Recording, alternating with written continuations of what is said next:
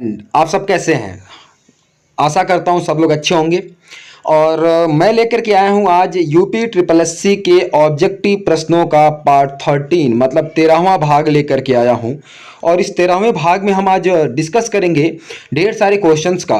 और चूंकि ये वीडियो का मोड अलग है, जो मैं अदर वीडियो डालता हूँ हर एक वीडियो आपके बोर्ड पे पढ़ाते हुए आप मुझे देख सकते थे, लेकिन ऐसा नहीं होगा। यहाँ पे केवल मेरी आवाज़ सुनाई पड़ेगी। रीज़न क्या है कि मैं चूंकि लखनऊ में था तो वहाँ पे मैं अपने जो स्टूडियो बनाया था उसमें शूट करता था, लेकिन अब मैं घर आ चुका हूँ, गांव आ चुका हूँ। चूंकि आपको भी पता होगा कोरोना की कंडीशंस बहुत बुरी है, ऐसे कंडीशन में घर आ गया हूँ, जिसकी वजह से मैं वीडियो अब मोबाइल पे शूट कर रहा हूँ, एज अ पीडीएफ बना करके शूट कर रहा हूँ वीडियो, जिससे आप लोग के कहीं प्रॉब्लम्स ना हो, आप लोग की जो वीडियो कंटिन्यू आ रहा है वो वीडियो रुके ना, कि आप लोग के पढ़ने में दिक्कत ना हो। तो जिससे इसी वजह से मैं ये वीडियो शूट कर रहा हूँ। और आज के पार्ट में मैं डिस्कस करूंगा जो इकोनॉमिक्स के पार्ट है, इकोनॉमिक्स के क्वेश्चंस का। आपको भी पता होगा कि एग्जाम में इकोनॉमिक्स के क्वेश्चन बहुत अच्छे आते हैं, और कभी कभी कुछ टर्म्स ऐसे इकोनॉमिक्स के आ जाते हैं जहां पे बहुत ज़्यादा दिक्कत होती है, जो इंसान समझ नहीं पाता, और ये क्वेश्चन एग्जाम में मिल जाता है तो बहुत ज़्यादा परेशानी कर देता है। जो आज मैं क्वेश्चन लेकर आया हूँ, ये क्वेश्चन है आपके ऑलरेडी यूपी पीएससी के एग्जाम्स में, या बीपीएससी के एग्जाम में, या आरपीएससी के एग्जाम में, या यूपीएसआई की बात कर लें, या यूपी पुलिस की बात कर लें, या यूपी ट्रिपल एससी की बात कर लें, या यूपी लेखपाल की बात कर लें। हर एक एग्जाम के लिए बहुत ही ज्यादा महत्वपूर्ण है, और बहुत ही अच्छे क्वेश्चंस का मैं कलेक्शन लेकर के आया हूं। तो चलिए शुरू करते हैं आज का पहला क्वेश्चन। सबसे पहला क्वेश्चन आज का है, कह रहा है भारत में कुल बाहरी ऋण में अधिकतम हिस्सा किसका है? चूंकि जो ऋण होता है वह ऋण हमारा जो होता है कुल मिलाकर के 3 टर्म्स में होते हैं, short term, long term and आपका मीडियम टर्म। तो यदि हम बात करें, चूंकि मेनली 2 ही माना जाता है, एक लॉन्ग टर्म माना जाता है और एक शॉर्ट टर्म माना जाता है। तो जो हमारे यहाँ ऋण लेकर लिया गया है, जो हमारे यहाँ ऋण लिया गया, ये ऋण की जो मैक्सिमम लिमिट है, यह मैक्सिमम जो लिया गया यह दीर्घकालीन है, मतलब लॉन्ग टर्म का उधार हमारे यहाँ है। तो ये चीज इंपॉर्टेंट है, याद रखिएगा। कभी क्वेश्चन पूछ दे कि भारत में कुल ऋण है वह कैसा, किस अधिकतम हिस्सा किस पार्ट का है, तो याद रखिएगा दीर्घकालीन उधार हमारे यहाँ लिया गया है। चलिए यदि हम इसके नोट की बात कर लें तो क्या है, भारत में कुल बाहरी ऋण में अधिकतम हिस्सा दीर्घावधि उधार का है। तो चलिए नेक्स्ट क्वेश्चन पे आते हैं। नेक्स्ट क्वेश्चन आज का है, हाँ नेक्स्ट क्वेश्चन देखते हैं। नेक्स्ट क्वेश्चन कह रहा है रिजर्व ट्रेंच स्थिति, रट लेना भैया, ये एग्जाम में कई बार क्वेश्चन आया है। यदि हम बात करें, ये यूपी ट्रिपल एससी में भी एक बार क्वेश्चन पूछा था, यूपी पीएससी में लगभग 10 से 12 बार ये क्वेश्चन पूछा है।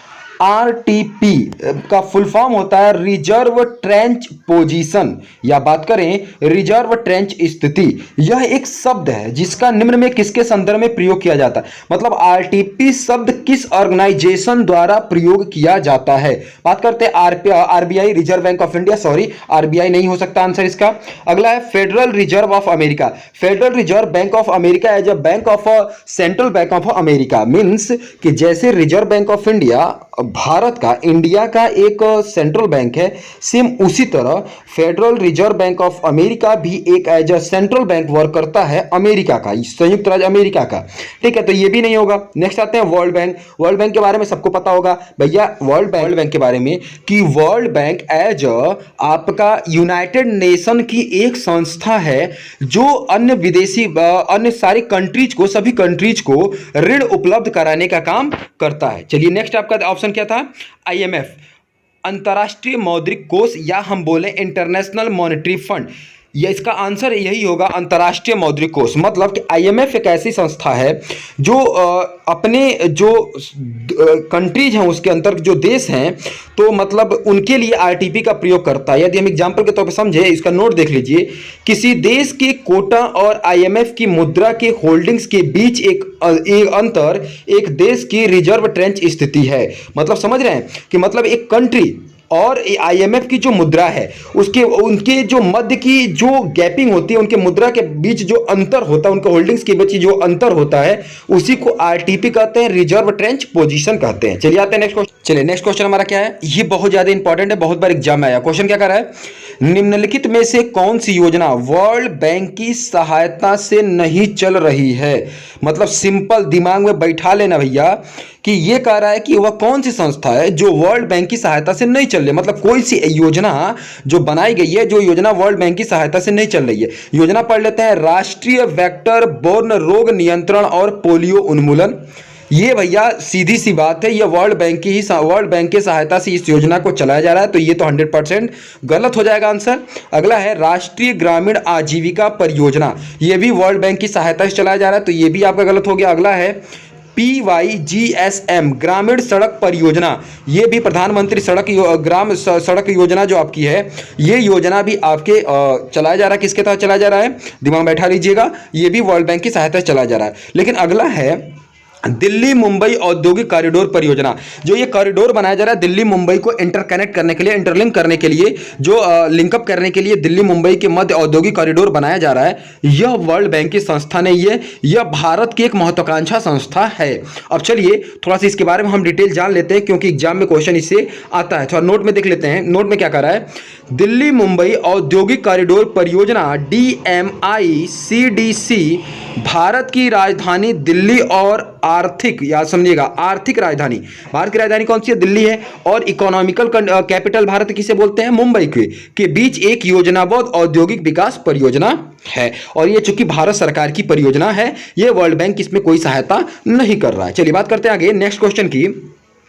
तो नेक्स्ट क्वेश्चन बहुत इंपॉर्टेंट है, क्वेश्चन कर रहा है राष्ट्रीय लघु बचत निधि निम्नलिखित में से किसका भाग है, याद है, दिमाग में बैठा लीजिएगा, राष्ट्रीय लघु बचत निधि निम्नलिखित में से किसका भाग है।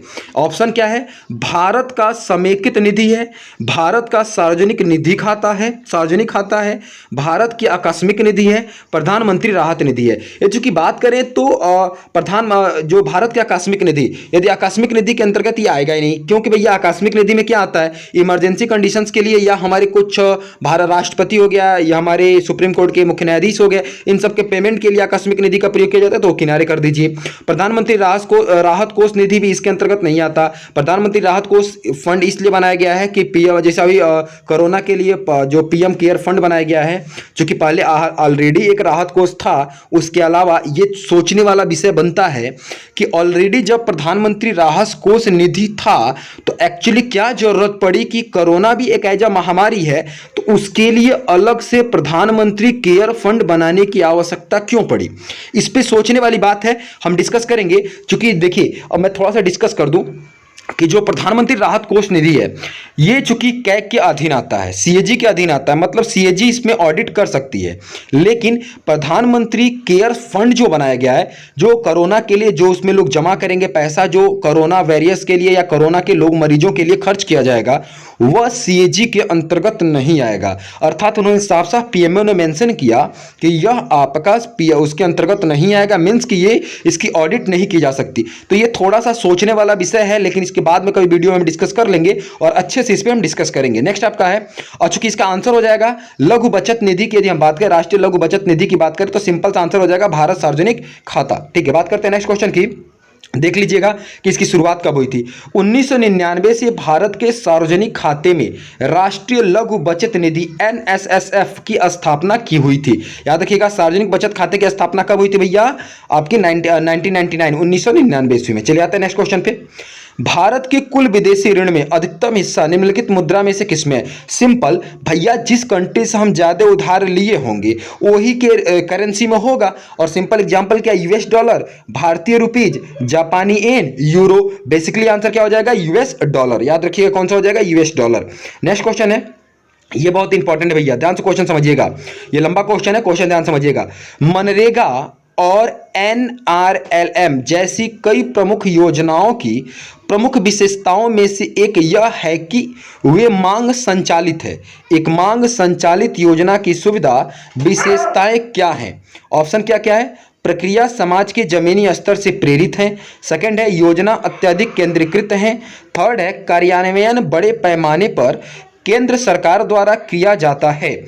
ऑप्शन इसमें 1 2 3 तीनों के तीनों सही है। पहला प्रक्रिया समाज के जमीनी स्तर से प्रेरित है, सिंपल सा भैया मनरेगा और NRLM जो भी शुरू किया गया है, यह योजना जमीनी स्तर से जुड़े होने के लिए शुरू किया गया है। नेक्स्ट है योजना अत्यधिक केंद्रीकृत, हाँ भैया केंद्रीकृत है, सेंट्रलाइज्ड है। अगला क्रियान्वयन बड़े पैमाने पर केंद्र सरकार द्वारा किया जाता है। भैया केंद्र सरकार इसके लिए हर साल अपने बजट में कुछ अलग मनी बनाती है, बजट में अलग कुछ इसके लिए आर्थिक सहायता करती है। तो भैया बड़े पैमाने पर सेंट्रल गवर्नमेंट इसके लिए इससे जुड़ा हुआ है, इसीलिए तीनों के तीनों ऑप्शन सही हैं। चलिए थोड़ा सा इसका हम समझ लेते हैं, थोड़ा सा इसके और भी चीजें इसके नोट में जान लेते हैं। नोट बहुत ज़्यादा इंपॉर्टेंट है, ये एग्जाम के लिए बहुत ज़्यादा इंपॉर्टेंट है, ध्यान समझिएगा, इससे और भी क्वेश्चंस तैयार हो जाएंगे। कह रहा है कि दो तरफ की प्रणालियां हैं, यह दो तरफ की क्या है, प्रणालियां हैं, एक आवंटन आधारित और दूसरा मांग संचालित है। आवंटन आधारित आपूर्ति को भी संचालित किया जा सकता है। मांग संचालित शक्ति का तात्पर्य है कि, अब मांग संचालित का तात्पर्य क्या है, अलग अलग मीनिंग है उसके, मैं समझा दे रहा हूं। पहला, योजना कार्यान्वयन गरीबों के जमीनी संस्थानों के द्वारा नीचे से संचालित किया जाता है। सेकंड क्या है, योजना अत्यधिक विकेंद्रीकृत होगी। थर्ड क्या है, यह पीआरआई एसएचसी इत्यादि जैसी संस्थाओं द्वारा संचालित है। नरेगा के तहत नौकरियों की मांग की जाती है, नरेगा मतलब मनरेगा के तहत नौकरियों की मांग की जाती है। एनआरएलएम के तहत भी एक मांग संचालित रणनीति अपनाई जाती है। चलिए आते हैं नेक्स्ट क्वेश्चन पे। राष्ट्रीय केसर मिशन किसकी उप योजना के रूप में लॉन्च किया गया? बहुत इंपॉर्टेंट है। पहला ऑप्शन क्या है, राष्ट्रीय खाद्य सुरक्षा मिशन। थर्ड है राष्ट्रीय बागवानी मिशन। उसके बाद है राष्ट्रीय कृषि विकास योजना। और फोर्थ है national crash crop programme. Actually इसका आंसर होगा राष्ट्रीय कृषि विकास योजना। चलिए नोट इसका देख लेते हैं। नोट क्या कहता है, राष्ट्रीय केसर मिशन राष्ट्रीय कृषि विकास योजना के अंतर्गत केसर के विकास के लिए लॉन्च किया गया। क्योंकि आपको पता है भारत में सर्वाधिक केसर या सर्वाधिक केसर मान लीजिए भारत में एक ही जगह केसर का उत्पादन होता है। और चूंकि उसी को संरक्षित करने के लिए, उसका उत्पादन बढ़ाने के लिए, क्योंकि केसर का प्रयोग बहुत जगह किया जाता है। आपको बता दूं जो क्रीम, जो फेस क्रीम बनाया जाता है उसमें यूज किया जाता है। और भी ढेर सारी चीजें, अरे बिमल पान मसाला में भी केसर का नाम सुना होगा, प्रयोग किया जाता है। केसर बहुत महंगा आता है।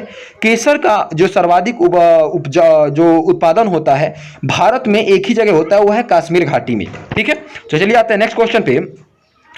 निम्नलिखित में से क्या मुद्रास्फीति विरोधी उपाय नहीं है? मुद्रास्फीति, इन्फ्लेशन का मतलब सिंपल वे में समझना, मनी डिवैल्यूएट हो जाना, मनी की वैल्यू कम हो जाना, अर्थात मार्केट में महंगाई का बढ़ जाना, यह मुद्रास्फीति है। बेसिकली बस इतना जानना है। ऑप्शन क्या कर रहा है, बैंक रेट बढ़ाना, और रिजर्व अनुपात आवश्यकता बढ़ाना, खुले बाजार सुरक्षाएं खरीदना। ओएमओ मतलब ओपन मार्केट ऑपरेशन जो शुरू करता है, कौन करता है, आरबीआई द्वारा शुरू किया जाता है भैया। तो यदि मुद्रास्फीति विरोधी उपाय की बात करें तो इसमें कौन सा है, खुले बाजार सुरक्षा खरीदना, ये इसका एक्चुअली आंसर हो जाएगा। नेक्स्ट क्वेश्चन आपका है, भारत में अप्रत्यक्ष इनडायरेक्ट टैक्स का सबसे ऊंचा प्राधिकरण कौन सा है? मतलब इनडायरेक्ट टैक्स को रेगुलेट करने की भारत की सबसे बड़ी संस्था कौन सी है? तो सीबीईसी है। याद रखिए कौन सी है, सीबीईसी है। क्योंकि जान लीजिए थोड़ा सा इसके बारे में, सीबीईसी क्या होती है, central board of excise and customs. Option सुनिएगा, एक थोड़ा नोट में जान लीजिएगा। भारत में इनडायरेक्ट टैक्स की सबसे ऊंचा प्राधिकरण सीबीईसी है, जिसे हम central board of excise and customs कहते हैं, और केंद्र, जिसे हिंदी में बोलते हैं केंद्रीय उत्पाद और सीमा शुल्क बोर्ड। रट लेना भैया, एग्जाम में आया हुआ क्वेश्चन है। और आखिरी क्वेश्चन आज का है, निम्नलिखित में से कौन सा डेटा मासिक रूप से जारी किया जाता है? मतलब कौन सा ऐसा डेटा है जो गवर्नमेंट द्वारा, सेंट्रल गवर्नमेंट द्वारा उसको मंथली बेस पर जारी किया जाता है?